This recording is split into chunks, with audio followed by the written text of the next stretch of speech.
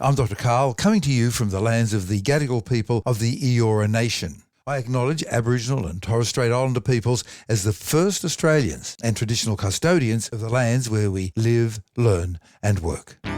G'day, Dr. Karl here, Shirtloads of Science, University of Sydney, talking with Professor Ollie Jay about, is a fan, as being used to cool you down, always a good thing or useless or somewhere in between, or does it vary?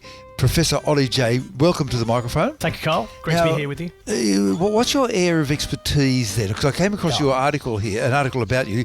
There's one in the New England Journal of Medicine, but then I tracked you down by reading a paper edition of Science magazine on the 8th of November 2024 on page 605, and it mentioned you. How did you get into this field, and what exactly is this field? What is your area of expertise? Well, first of all, thanks for having me on, Karl. It's a pleasure to meet you and speak to you about our work. My expertise is physiology. So human physiology or human thermoregulatory physiology. Oh, so you're diving into a specific subset. Yeah. Okay, so human thermoregulatory physiology. Yeah.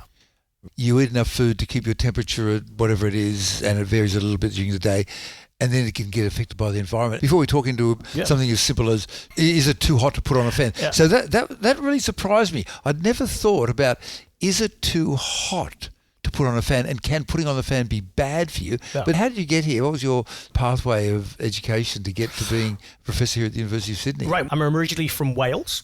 I went to university at Loughborough University, which is famous for its sport, and then did a PhD looking at cold stress. Cold stress. Cold stress. So my PhD was about cold fingers. Oh, really? Yeah. So frostbite thresholds for people working in cold environments. And it was developing a new European Union norm for the temperature limits of cold touchable surfaces in industry. Right. And then how did you drift into the other end and ending up on this side of the equator? I'm not very cold tolerant, I have to say that. But through the work I did as part of my PhD, I started to get quite interested in the area of heat stress, so the other end of the spectrum. And then a postdoctoral fellowship in Vancouver in Canada. I then moved to Ottawa in Ontario in Canada. And that was 4 years of postdoctoral fellowship. And in that time, I started working with a device called a calorimeter. And this is where you can measure in real time human heat balance. You can look at the energy budget between the heat generated inside the body and the heat that's dissipated from the skin surface to the surrounding environment. Would this be a whole body calorimeter where the person has their whole body entirely in this insulated box? That's exactly right. So you can measure ins and outs with regard to heat. Yeah, and that really kind of opened up my eyes to things that we didn't fully understand with respect to body temperature regulation, how it's done, what are the fundamental mechanisms. And then a position came up here at the University of Sydney back in 2013, and I remember doing my interview.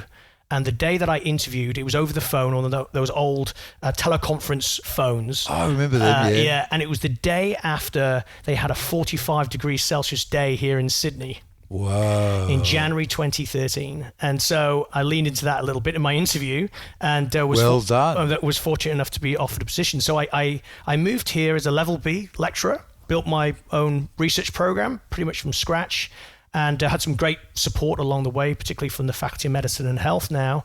And now we've moved into the new beautiful Susan Wakell Health Building, where we have a beautiful new facility that enables us to do cutting-edge research. So would it be fair to say that you look at how heat and weather and climate impacts the health of humans? Yeah.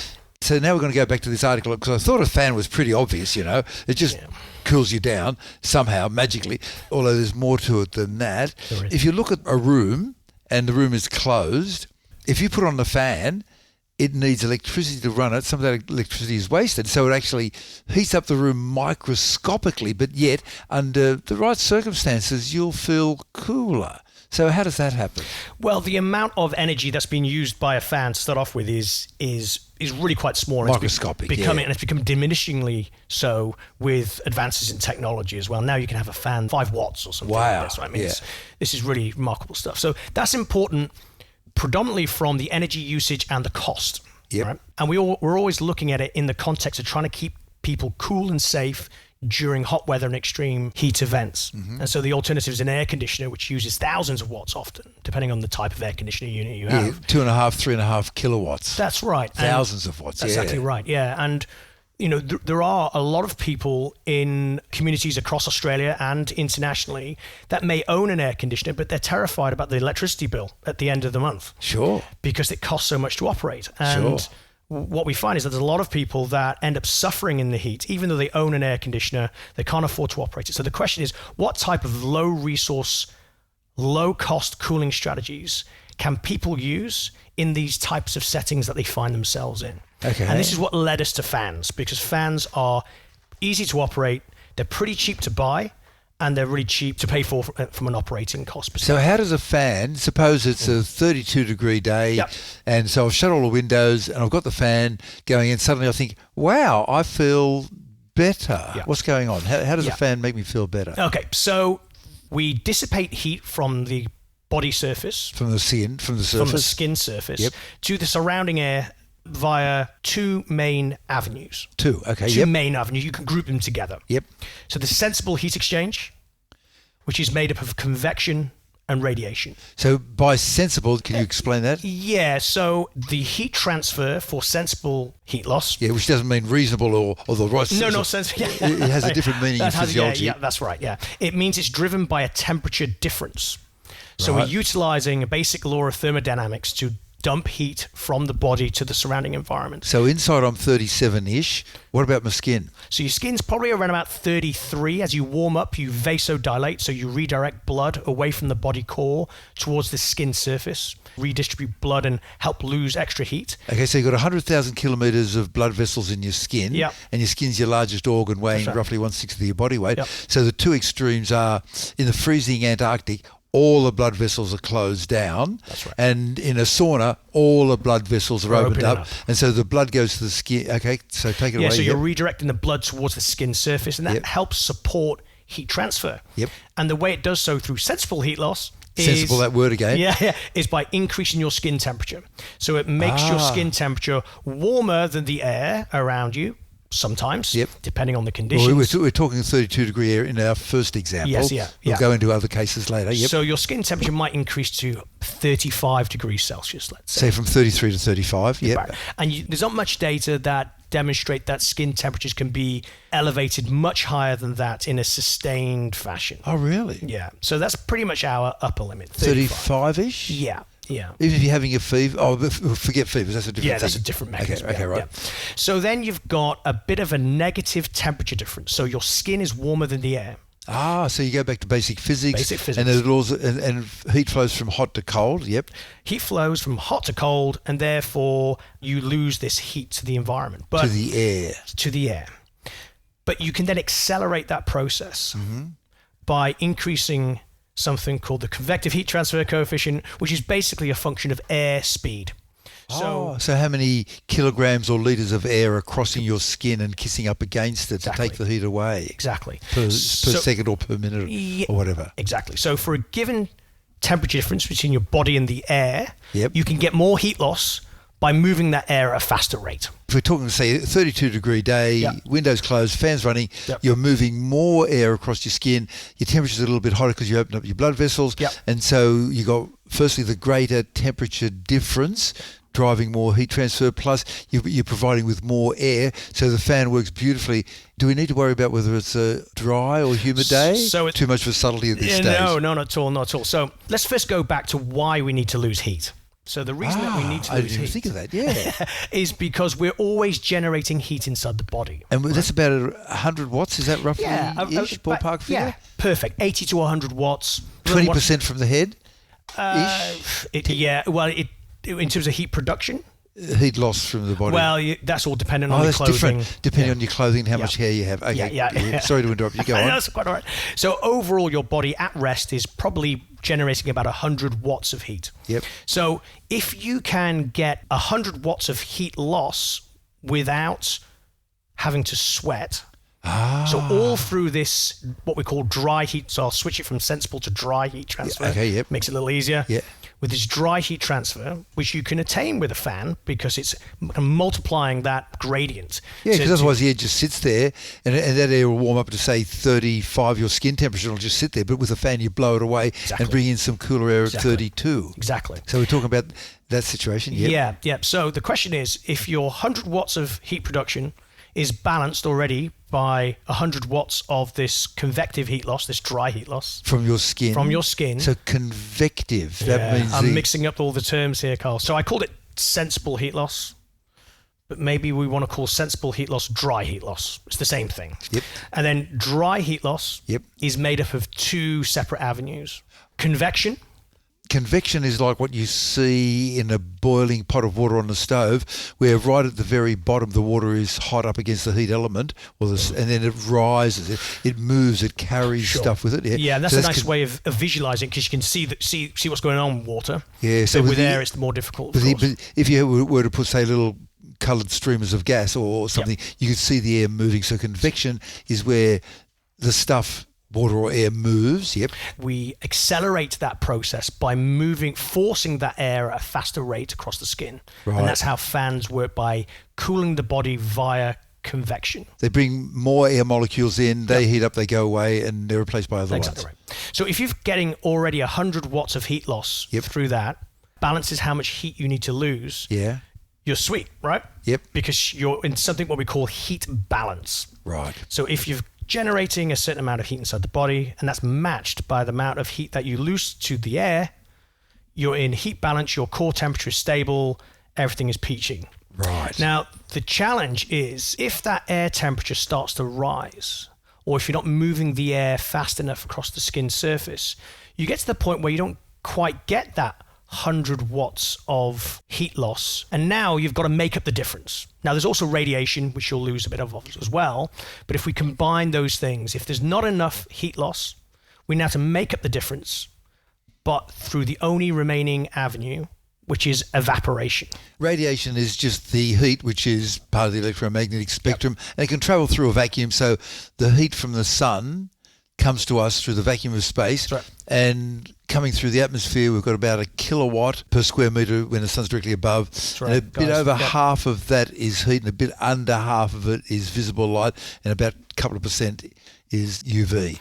So radiation is just stuff, it doesn't need air, it'll go through air, it'll go through a vacuum. That's right. And you can also lose, so in an indoor environment, so most people are indoors in this particular case that we're talking about, we're ruling out that you're getting direct or diffuse or even reflected radiation. Mm-hmm. And so you can lose heat via radiation as well. If the black globe temperature or the mean radiant temperature of the environment that you're in is below your skin temperature. So if the walls and the air are at 32 and your skin is 35, in addition to you transferring heat to some air molecules, oxygen and nitrogen, you can also radiate out. Exactly right. Right, okay, yep. Yeah, so we can package those together to call it dry heat loss. So those two together add up to what we call dry heat loss. Yep. And we haven't even entered the world of moist and humid. Okay, keep going. Oh, man, this is bigger than Ben-Hur, mate. Yeah, keep going. Let's say you're producing heat at 100 watts. Yep. You need to lose 100 watts, and you're only getting 80 watts through dry heat loss, so combined convection and radiation, even with the fan working. Yep. Now you need to sweat a little bit, so that sweat can then evaporate from the skin surface and give you that extra 20 watts of heat loss that you're looking for. You've got sweat glands all over the place, more frequent in other areas and different types of sweat glands. Sure. But in this case, you're more interested in the fact that water will come out of your body, it will just pop through the skin. Yes. Yeah. So do you want me to go into how the sweat gets there? Or lay it on me. Sweat glands, which are like a coil deep in the skin, and so people often ask, where does this sweat come from, right? And so, effectively, what we have, if you take a real strong microscope and you do a cross section of the cells that are in the secretory coil of the sweat gland, you see dark cells and clear cells. Dark and clear cells, and we're not entirely sure what each of those do. Even in 2025. 2025. My God. But what we do know is that the dark cells are probably dark because they've got a high level of mitochondria, the powerhouse of the body, right? Yeah. So what these do is help actively transport sodium from outside the secretory coil into the lumen of the secretory coil. it creates an osmotic gradient between the So the sodium drags water with it. So you take individual atoms or ions of sodium, shove them into that hollow pipe that'll lead out onto your skin, and water follows it. Hot water follows, and it fills it up, and it appears on the skin surface. So it would be fair to say that a sweat gland accepts blood, which is roughly half water and cells, slightly more water than cells, and then some of that water goes out in your skin, and then passing onto your general circulation is slightly more concentrated blood because it's lost a little bit of that water which has gone out into your skin. Yeah. So you're making sweat. Okay. Yeah. And then if you ever wonder why your sweat is salty, it's because of the process, that is the physiological process of secreting sweat. Because you shove out the sodium atoms and then they drag the water with them. Sweat is nearly 100% water with a little bit of sodium, and the air is not so much water, so there's a concentration gradient. So the water molecules will want to jump out of the ball of water and into the air. Have I got that right? That's exactly right. Evaporation. That's evaporation. And it's all really fundamental physics, right? So you've got temperature gradients, temperature differences that drive heat transfer. Those are the dry heat transfer avenues. And then you have a water vapor pressure gradient that drives the process of evaporation. Right. Now, one thing that accelerates that process is airflow via something called the evaporative heat transfer coefficient, which is a component of the convective heat transfer coefficient. So if you accelerate airflow across the skin surface, not only do you accelerate the convective heat transfer component of heat transfer, you can accelerate evaporative. Which is not the dry thing. Which is not a dry thing. And now we're talking about the other element of losing heat, which is when you make sweat. When you make sweat, it has to evaporate for it to liberate heat. Now, that's a big thing that people often miss. This is one of the things I tell my students when I give a lecture about. Producing sweat doesn't cool you down. Producing sweat doesn't cool you down. Keep going. It's the evaporation of sweat. So you've got to produce the sweat and then be in an environment such that it can evaporate. Because if it can't evaporate, you ain't going nowhere. You ain't going nowhere. And you're progressively dehydrating yourself without getting any cooling effect.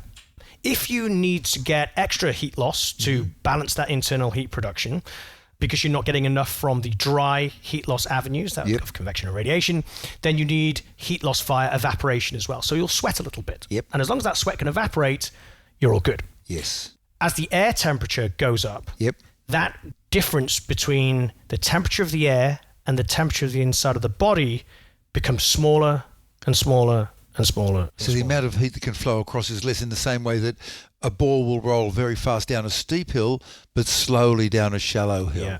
And eventually, when that hill starts going in the other direction, the ball's going to stop rolling in the opposite direction. Not just flat, but the other way. The other way. Are you taking us now into a circumstance where things are wrong?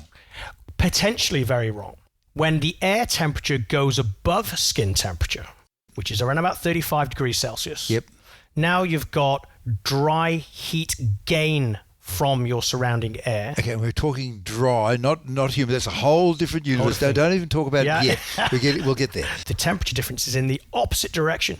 Yes. So now you're getting extra heat from the environment, plus if you move the air, that then multiplies the same gradient, but it's going the other direction, accelerating dry heat gain into the body, which is not what you want to be doing with a fan, right? Hang on. Under that circumstance, a fan can be worse for you. A fan can overheat you as opposed to cooling you down. It is not automatic that a fan will always make things better. Absolutely right. You're kidding. Do you know, how can I get to this advanced stage and not realise that? Where was the email?